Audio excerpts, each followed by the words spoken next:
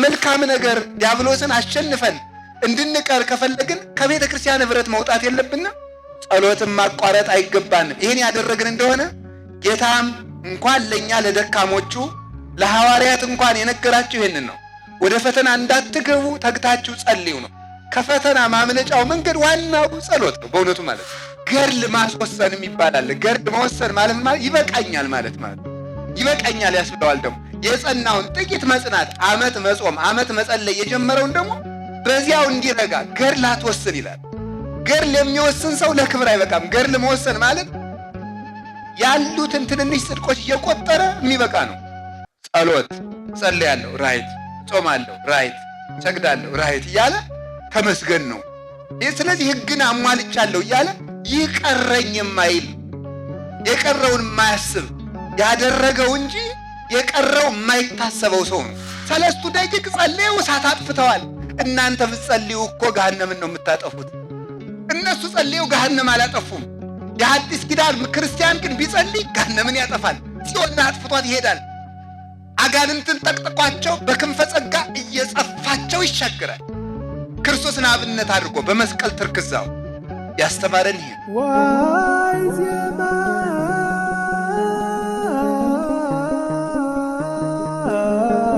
በስመ አብ ወወልድ ወመንፈስ ቅዱስ አሃዱ አምላክ።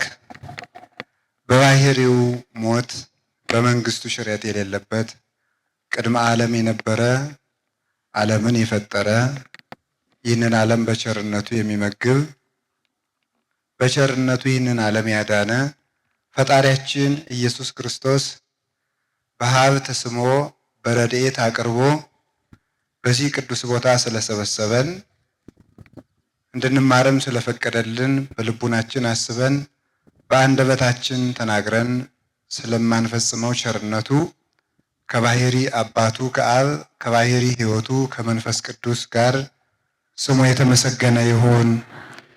የቅድስት ቤተ ክርስቲያናችን ምልክት የምትሆን እናታችን ቅድስት ድንግል ማርያም ወላዲተ አምላክ ቅዱስ መስቀሉ፣ ቅዱሳን መላእክት፣ ነቢያትና ሐዋርያት፣ ሰማዕታት፣ ደናግል፣ መነኮሳት፣ ቅዱሳን በረከታቸው ይደርብን።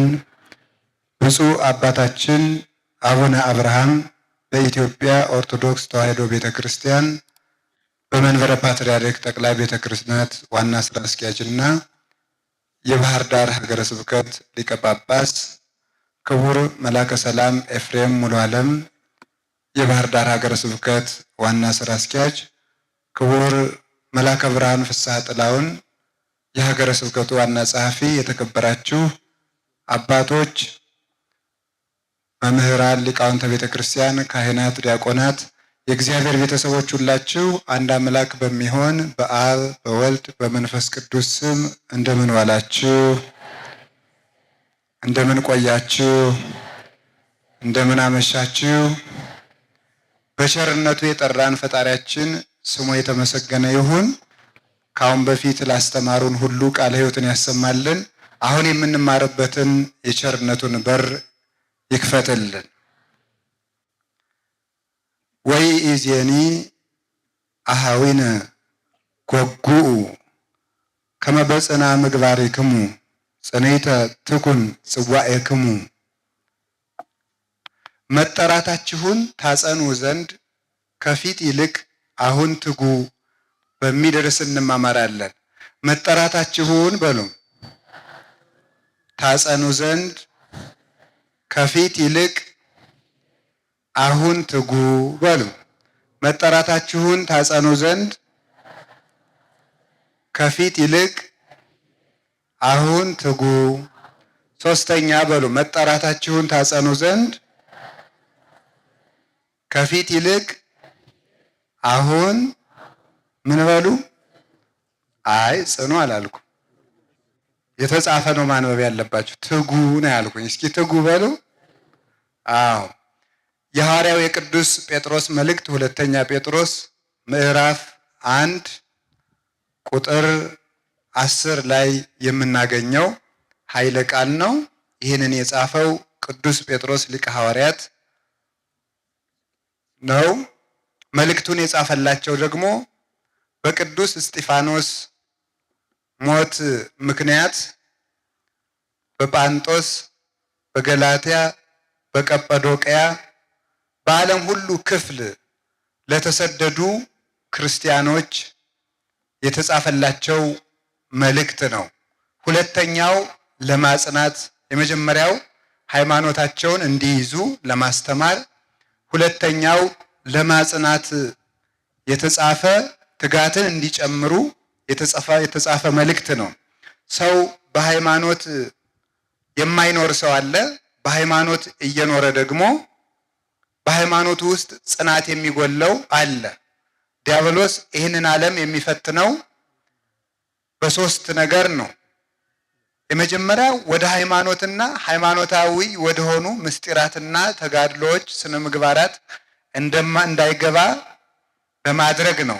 በስንፍናም ይሁን በእውቀት ማነስም ቢሆን በልብ መደንደንም ይሁን ወደ መልካሙ የእግዚአብሔር መልካም ጎዳና እንዳይገባ አስቀድሞ በውጭ ያስቀረዋል። ተስፋ ያስቆርጠዋል፣ አትዘልቀውም ይለዋል፣ እውቀት ያሳጠዋል፣ ሰዎች መሰናክል ይሆኑበታል። በብዙ ጎዳና በስጋው ይይዘዋል።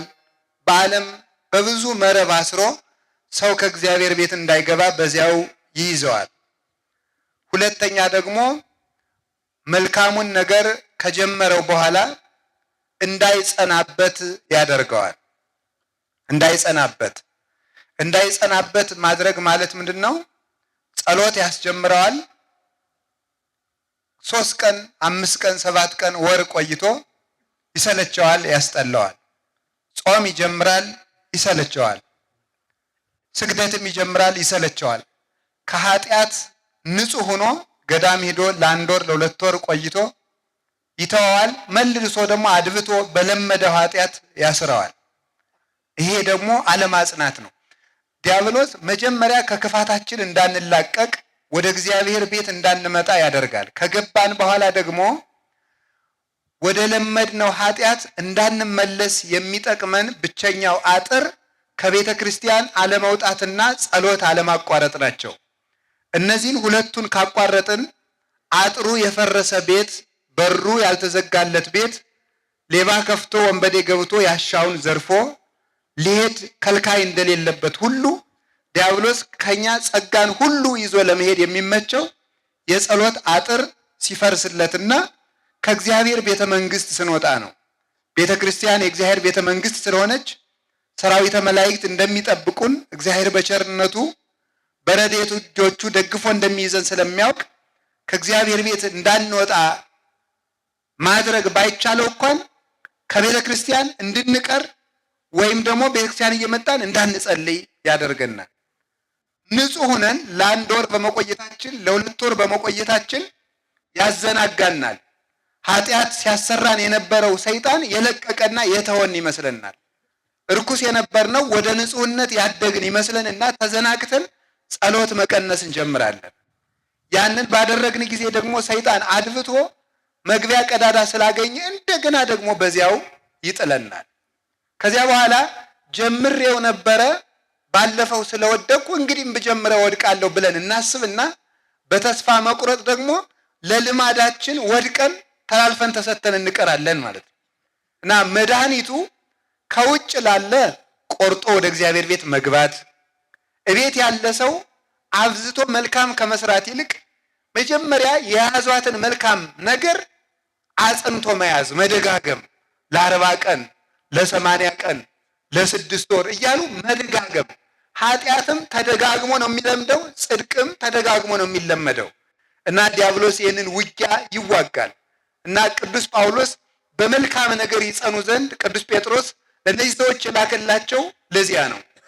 ብዙ ጊዜ ወጣቱ ቤተክርስቲያን ጉባኤ ተዘጋጅቶ ስብከት ተሰብኮ ወይም ገዳማት ሂዶ ለ1 ለ2 ወር ሂዶ ኃጢአቱን ያቆማል። መልሶ የሚወድቅበት ምክንያት ምንድን ነው?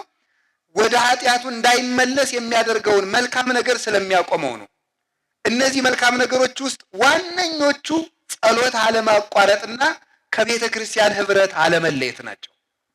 አልቦ ግብር ዘያፈቅር ሰይጣን ከመ አይድጎ ጸሎት እስመ ጸሎት ጉድ ውእቱ ባህቤሁ እሳት ይወፅእ እማፉ ለዘይጼሊ ወያውኢሁ ለሰይጣን ወይደጉጾ አይኖ ወበይንተዚ ይጸል ሰይጣን ትጋሃ ወጸልዮ እምኩሉ ገቢረ ሰናይ። ከሚጸልይ ሰው አፍ እሳት ይወጣል፣ ሰይጣንንም ያቃጥለዋል። ጸሎት በሰይጣን ዘንድ እንደ ሰይፍ ነው። ስለዚህ ሰይጣን ከሁሉም መልካም ነገሮች አጥብቆ ጸሎትን ይጠላል። ጸሎትን አጥብቆ ይጠላዋል። አፍኖ ሽፍታ ከቤት ያለውን ዕቃ መውሰድ ሲፈልግ የባለቤቱን እጅና እግር ማሰርን ያስቀድማል፣ አፉን ያፍናል። እጅና እግርን እንደማሰር መልካም አለማሰራት ነው። አፍን እንደማፈን ጸሎት ማስቋረጥ ነው። ከዚህ በኋላ ጸጋችንን እጅና እግራችን አስሮ ለመግፈፍ ይመቸዋል ማለት ነው። እና በመልካም ነገር ዲያብሎስን አሸንፈን እንድንቀር ከፈለግን ከቤተ ክርስቲያን ኅብረት መውጣት የለብንም። ጸሎትን ማቋረጥ አይገባንም። ይህን ያደረግን እንደሆነ ጌታም እንኳን ለእኛ ለደካሞቹ ለሐዋርያት እንኳን የነገራቸው ይህንን ነው። ወደ ፈተና እንዳትገቡ ተግታችሁ ጸልዩ ነው። ከፈተና ማምለጫው መንገድ ዋናው ጸሎት ነው በእውነቱ ማለት ነው። የሚጸልይ ሰው ከአጋንንት ተንኮል ተጠብቆ መኖር ይቻለዋል። ሕሊናውን መጠበቅ ይቻለዋል። ዲያብሎስ የሕሊናን ብክነት ሳይጠቀም ወደ ሰው ልቡና መግባት አይቻለውም። ሕሊናን ከመባከን መጠበቅ የሚቻለው ደግሞ ጸሎት ሲኖር ነው። እንዲያውም አንድ የቤተ ክርስቲያን አባት ሲናገር ብሎ ይናገራል። ጸሎት ሳይጸልይ አጋንንትን የሚዋጋ ሰው ቤተ መንግስቱን ለቆ ጠላቶችን እዋጋለሁ የሚል ሰውን ይመስላል። ቤተ መንግስቱን ካስረከበ በኋላ ውጊያ የሚዋጋ ሰው ድል ሊነሳ አይችልም። ጸሎት ማለት የእግዚአብሔር ቤተ መንግስት የድል ነሻዎች ከተማ፣ የኃይል ከተማ ናት። ከዚያች ከወጣ ይሸንፋል።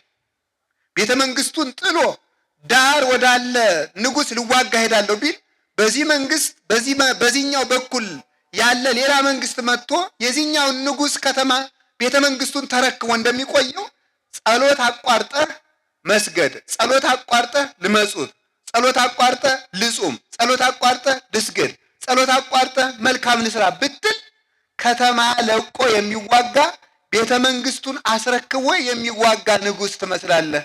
ድሮስ ውጊያው ቤተ መንግስትን ለመጠበቅ አይደለምን? ቤተ መንግስትን አስረክበ ስለምን ትዋጋለህ? ጸልይ ሳትጸልይ ብታገለግል አገልግሎትን ሁሉ ዲያብሎስ ይወርሰዋል ብሎ የተናገረ ስለዚህ ነው። እና ጸሎት ከሁሉ ነገር ማምለጫው ነበር። እንኳንስ በመልካም ነገር ለመጽናት ሃይማኖትን ላለመካድ እንኳን ዋናው መድኃኒት ጸሎት አለማቋረጥ ነው። ጸሎት አለማቋረጥ ሃይማኖትን ቅዱስ ጴጥሮስን ያህል አባት ለመካድ የበቃው ባለመጸለዩ ነው። ያላንቀላፋው ቅዱስ ዮሐንስ አልካደም። ለመካድ የበቃው ጸሎት አቋርጦ ነው። ስለዚህ ሁላችንም እንማራለን። ከቤተ ክርስቲያን ግን ጸንተን የማንቀረው ለምንድን ነው? ስለማንጸልይ ነው። እና እንድንጸልይ አምላከ ቅዱሳን ይርዳን። ከዚያ ደግሞ ምንድን ነው የሚያደርገው? ይሄንን ካደረገ በኋላ ምን ያደርጋል? ገድል ማስወሰንም ይባላል። ገድል መወሰን ማለት ይበቃኛል ማለት ይበቃኛል ያስብለዋል። ደግሞ የጸናውን ጥቂት መጽናት፣ ዓመት መጾም፣ ዓመት መጸለይ የጀመረውን ደግሞ በዚያው እንዲረጋ ገድል አትወስን ይላል። ገድል የሚወስን ሰው ለክብር አይበቃም። ገድል መወሰን ማለት ያሉትን ትንንሽ ጽድቆች እየቆጠረ የሚበቃ ነው። ጸሎት እጸልያለሁ፣ ራይት፣ ጾማለሁ፣ ራይት፣ ሰግዳለሁ፣ ራይት እያለ ተመስገን ነው። ስለዚህ ሕግን አሟልቻለሁ እያለ ይቀረኝ የማይል የቀረውን የማያስብ ያደረገው እንጂ የቀረው የማይታሰበው ሰው ነው። እንዲህ ያለውን ሰው ደግሞ ትሩፋት እንዳይጨምር፣ ከገድል ወደ ገድል እንዳያድግ፣ መላእክትን እንዳይመስል፣ እግዚአብሔርን እንዳይ የተገበራቸውን ሕገጋትና ያደረጋቸውን ስራዎች እየቆጠረ ጣዕመ መንግሥተ ሰማያትን ሳይቀምስ እንዲቀር ደግሞ ገድል ያስወስነዋል። እነዚህን ነው ቅዱስ ጳውሎስ ከዚያ በኋላ ደግሞ ገድል እየጨመረ ያለውን ደግሞ ምን ያደርገዋል? ትዕቢት ይጨምርበታል። አንዱን መልካም እንዳይጀምር ያደርገዋል። አንዱን መልካሙን ነገር ያዝለቀቅ እንዲያደርግ ያደርገዋል። አንዱን ደግሞ ገድል ያስወስነዋል። ይበቃኛል ተመስገን እንዲል ደግሞ ያደርገዋል። አንዱን ደግሞ እንዲመጻደቅ ደግሞ ያደርገዋል፣ እንዲታበይ ያደርገዋል። የትዕቢት ሰይጣን ደግሞ ሰው ሲታበይ መልካምነቱ ሲታየው እግዚአብሔር ረድኤቱን ያነሳዋል። ረድኤቱን ሲያነሳ ሰው ራሱን መጠበቅ አይቻለውምና ሰው በዝሙት ይወድቃል። በዝሙት በወደቀ ጊዜ ደግሞ የተስፋ መቁረጥ ሰይጣን ይረከበዋል። ከተረከበ በኋላ ከሃዲ ይሆናል። ከካደ በኋላ ልቡ ይደነድንና ሳይመለስ ይቀራል። አንዱን ደግሞ በትዕቢት ይዋጋዋል። ስለዚህ ወዘንተ እንዘ ትገብሩ ኢትሳቱ ያላቸው ለዚህ ነው። መልካም ስታደርጉ አትሳሳቱ። አንደኛ አትታበዩ፣ ሁለተኛ መልካሙን ነገር ነገ ጀምረዋለሁ አትበሉ። ዛሬ ጀምሩት፣ ነገ እናንተ አይደለም። የጀመራችሁን ደግሞ አጽንታችሁ ያዙት። ያለኝ ጽድቅ ይበቃኛል አትበሉ፣ ወደፊት ገስግሱ። እስካሁን ጾመህ ከሆነ ሌላ ጾም ጨምር፣ ሰጥተህ ከሆነ ሌላ መስጠት ጨምር፣ ታርቀህ ከሆነ ሌላ ሰላም ጨምርበት፣ ሌላ መልካምነት ጨምር። ይህንን ለማድረግ ቅዱስ ጴጥሮስ ለማጽናት የጻፈው መልእክት ነው እና ሲነግራቸው ምን ይላል? መጠራታችሁን ታጸኑ ዘንድ ከፊት ይልቅ አሁን ትጉ ይላቸዋል። ከመጠራት የተባለው ሰው የሚጠራው በምንድን ነው ካላችሁኝ፣ በአምስት ነገር ሰው ይጠራል። ሰው የሚጠራው በአምስት ነገር። አንደኛው የሚጠራው በልጅነት ይጠራል። ክርስቶስ ኑ ተከተሉኝ ባለው ይጠራል። ንዑ ትልኡኒ አንዱ መጥሪያ ነው። ኑ ተከተሉኝ ይሄ አንዱ መጥሪያ ነው። ሁለተኛ ደግሞ በልጅነት በጥምቀት ሰው ይጠራል። በጥምቀት ይጠራል ሰው። ሶስተኛ በምን ይጠራል ካላችሁኝ፣ አንደኛው ኑ ተከተሉኝ ባለው ቃል ይጠራል። ሁለተኛው ደግሞ በምን ይጠራል? በጥምቀት ይጠራል። በጥምቀት። ሶስተኛው በንስሐ ይጠራል። አራተኛው በመከራ ይጠራል። አምስተኛው በክብር ይጠራል። እነዚህ ክርስቶስ ሰውን የሚጠራባቸው መንገዶች ናቸው። ንዑ ትልኡኒ ያለው ምን ማለት? ኑ እኔን ምሰሉኝ፣ በእግርም ተከተሉኝ፣ በግብርም ምሰሉኝ። በእግር ቤተ ክርስቲያን በመሄድ በመሳለም በማስቀደስ ነጋ ለኪዳን መሸ ለቁርባን፣ የተራበ ለማብላት፣ የታመመ ለመጠየቅ፣ የታሰረ ለማስፈታት እግርን ለመልካም ነገር መጠቀም ይሄ ምን ይባላል? ቢያንስ እንኳን ሀብት ባይኖርህ አልብከኑ እግር ለሐውጾ ድዊ ቢያንስ የታመመ ለመጠየቅ ቢያንስ እግር አለ። ቤተ ክርስቲያን የምታመጣው ባይኖርህ የምትመጣበት እግር ግን አለ። ሰብአ ሰገል ክርስቶስን ለማየት 2 ዓመት ተጉዘዋል። አንተ ግን 2 ሰዓት ለማትጓዝበት ርቀት ከቤተ ክርስቲያን ዘግይተህ ትቀራለህ ይላሉ ሰለስቱ ምዕት በፍትሐ ነገሥታቸው። ቅዱስ ዮሐንስ አፈወርቅም ይናገራል። እግርን ተጠቅሞ መዳን ነው። ኑ ተከተሉኝ። ሌላው በግብር ምሰሉኝ ነው። ትሁት እንደሆነ ትሁት መሆን፣ ፍቅር እንደሆነ ሰውን መውደድ፣ ለሰው እንደኖረ ለሰው መኖር፣ ሰውን እንደሚያድን ሰውን ለማዳን መሮጥ። ይህ ክርስቶስን መምሰል ነው። ራስን ድሃ ማድረግ፣ ፍጹም ትሁት መኖር፣ ራስን ለመከራ አሳልፎ መስጠት፣ በመከራ መክበርን መውደድ። ተሰቅሎ እንደተነሳ ራስን በመከራ አሳልፎ ሰጥቶ ክብር ማግኘትን መውደድ። ይሄ አንዱ ሰዎችን የሚጠራቸው ክርስቶስ በትምህርት ነው፣ በወንጌል ኑ ተከተሉኝ፣ በእግራችሁም ኑ በስራችሁም እኔን ምሰሉ ማለት ነው። ልጅ አባቱን ካልመሰለ እናቱን ያሳማል። ክርስቲያን አባታቸው ክርስቶስን ካልመሰሉ ቤተክርስቲያንን ያሰድዋታል፣ ያሳሟታል። ከማን ወልደሽ ሆኖ ያሰኛል፣ የማናቸው ያሰኛል። ክርስቲያን ክርስቶስን ካልመሰለ በዚህ ሰው ይጠራል። ሁለተኛ በልጅነት ይጠራል። በልጅነት መጠራት ማለት ምን ማለት ነው? በጥምቀት ጊዜ ክርስቲያን የሚል መጠሪያ ይሰጠናል። ክርስቲያን የሚል ክርስቲያን ማለት በጣም ትልቅ ስም ነው። የክርስቶስ ማለት ነው። የክርስቶስ ገንዘብ ስለሆነ የዲያብሎስ አይደለሁም እንላለን ማለት ክርስቶሳዊ ማለት ነው። ክርስቶስን የሚመስል ውብ ማለት ነው። ክርስቲያን ማለት ክርስቶስን የሚመስል ውብ መልካም ማለት ነው። ለክርስቶስ የሚኖር ማለት ነው። እመኒ ሀየውነ ለክርስቶስ ንሀይ ወመኒ ሞትነ ለክርስቶስ ንመውት። ብንሞትን ለክርስቶስ እንሞታለን፣ ብንኖርም ለክርስቶስ እንኖራለን። ሊቁ ቅዱስ ዮሐንስ አፈወርቅ ሮሜን ሲተረጉም ምን ይላል? ይሄን ሲናገር ወገኖቼ እንኳን ከኛ ወገን እንኳን ለራሱ የሚኖር ለራሱ መሞት የሚችል እንኳን የለም ይላል። ለራሱ መሞት እንኳን የሚችል የለም። እኛ እንኳን ኑሯችን ሞታችን እንኳን ለክርስቶስ ተብሎ መደረግ ያለበት ነው። ስለዚህ አንዱ የተጠራንበት ምንድነው? ክርስቶስ በስሙ ጠርቶናል። በስሙ እንድንጠራ የፈቀደልን መድኃኔዓለም ስሙ የተመሰገነ ይሁን። ትልቅ ስም ሰጥቶናል። አጋንንት የሚፈሩት፣ መላእክት የሚያከብሩት፣ ምድርና ሰማይ የሚንቀጠቀጡለት ክርስቲያን የሚል ስም ተሰጥቶናል። ገብረ ሥላሴ ወለተ ሥላሴ የሚል ስም ሰጥቶናል።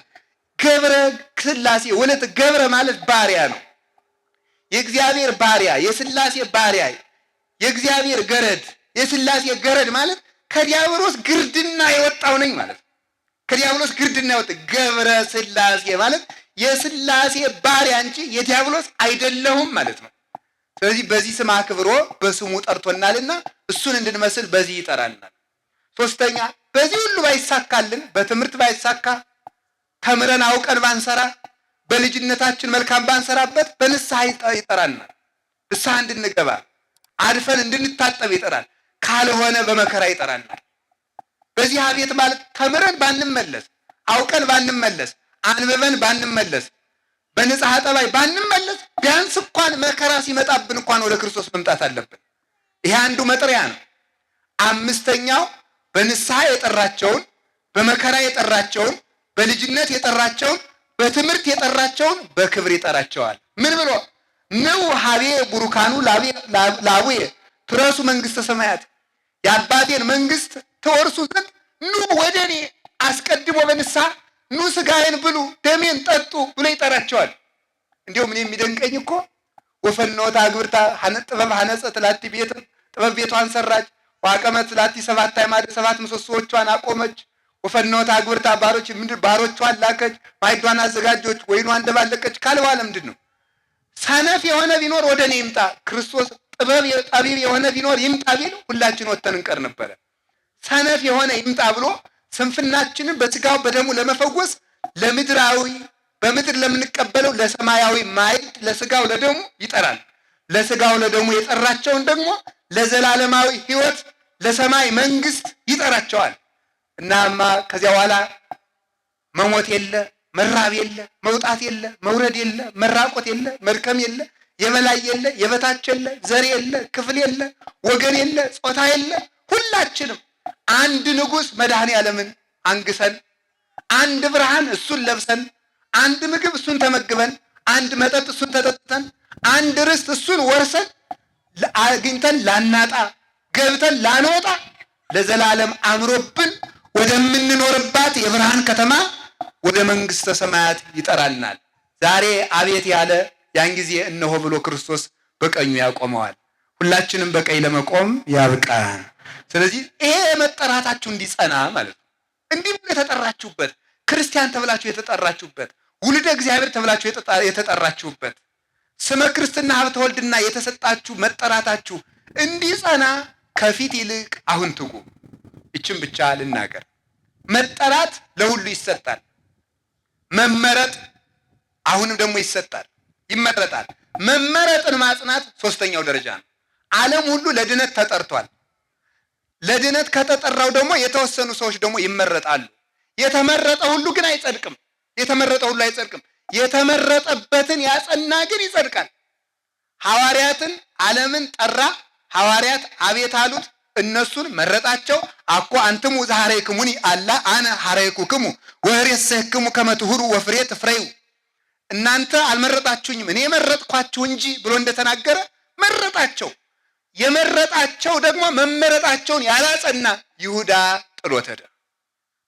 መጠራትም አያጸድቅም፣ መመረጥም አያጸድቅም። መመረጥን ማጽናት ግን ያጸድቃል።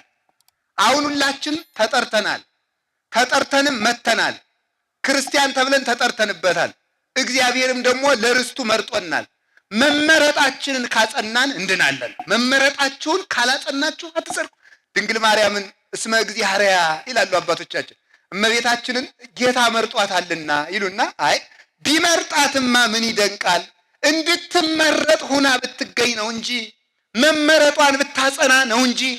አሁን ብዙ ከኦርቶዶክስ ተዋሕዶ እምነት ውጭ የሆኑ ወንድሞቻችን እህቶቻችን ይላሉ የድንግል ማርያም ጌታ ሲመርጣት አልመረጥም ብትል ይቀጣት የለ እንዴ? እሷ ምኑ ላልናለች ይላሉ።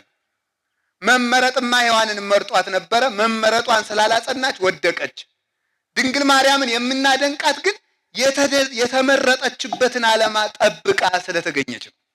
መላእክትን የምትበልጣቸው ስለዚህ ነው። እነሱ በደል በሌለበት ዓለም ሁነው ንጹሕ ሆነው መኖር አቅቷቸው ወድቀዋል። የወደቁት ኢተክህሎሙ ለመላእክት ድንጋሌ ሕሊና እስመ አበሱ በፍትወት ወረዱ ምድረ በቀዳሚ።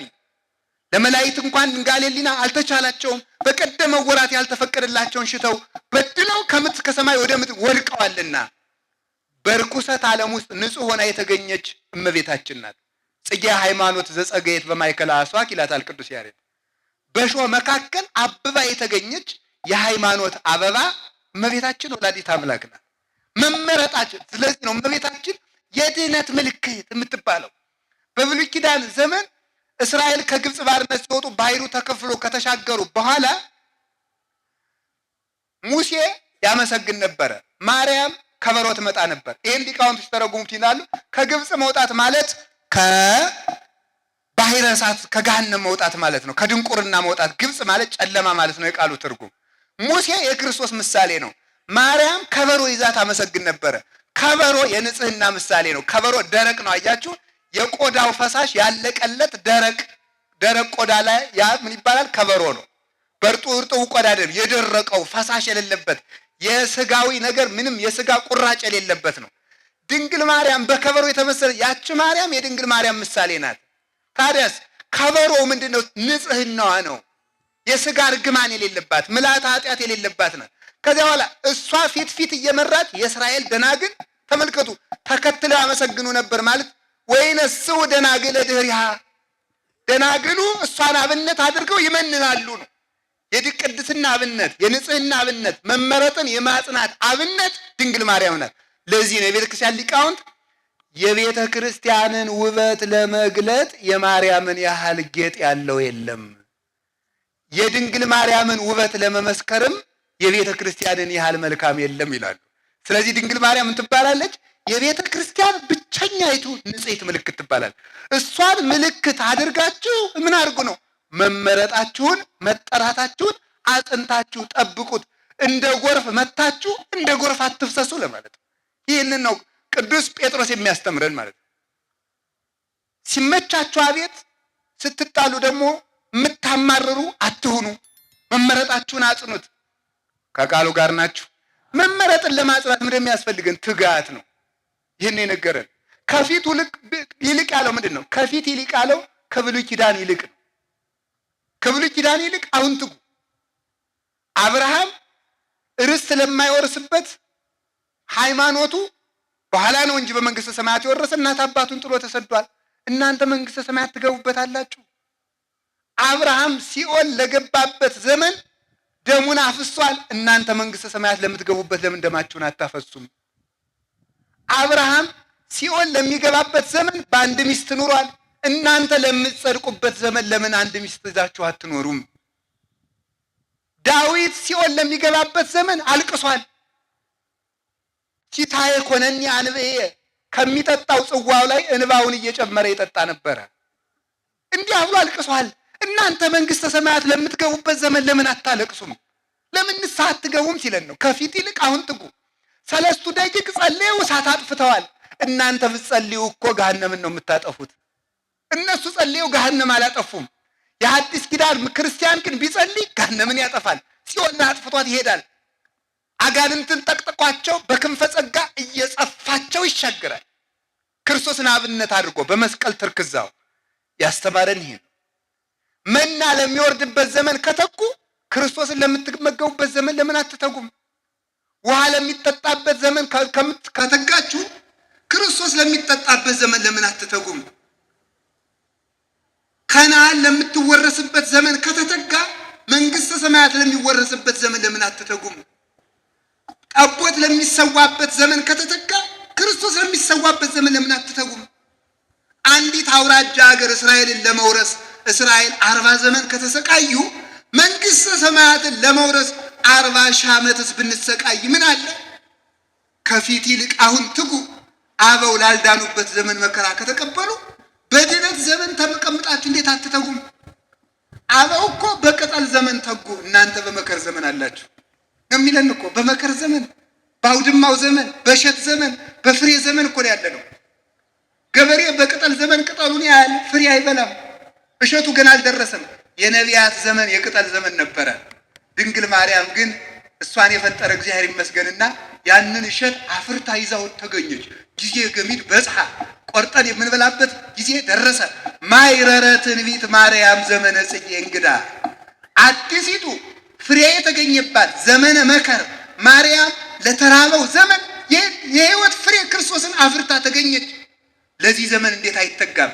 ዝንቱ ዘመን ይላል ዮሐንስ ዘእስክንድርያ የሚባል ሊቅ ሃይማኖተ አበው ላይ ሲናገር ዝንቱ ዘመን ድልው ውእቱ ለዘይፈቅር ንስሐ መዳን ለሚፈልግ ሰው እንደዚህ ዘመን የተባረከ ዘመን የለም ይላል። ቢያለቅሱ መንግስተ ሰማያት፣ ቢጸልዩ መንግስተ ሰማያት፣ ቢጾሙ መንግስተ ሰማያት፣ ቁራሽ እንጀራ ሰጥቶ መንግስተ ሰማያት። ብእሲ ጠቢብ በፍትሐ ኅብስት ይሳየጣል ለመንግስተ እግዚአብሔር። ጠቢብ ሰው በቁራሽ እንጀራ መንግስተ ሰማያትን ይወርሳታል ይላል ማር ይስሐቅ።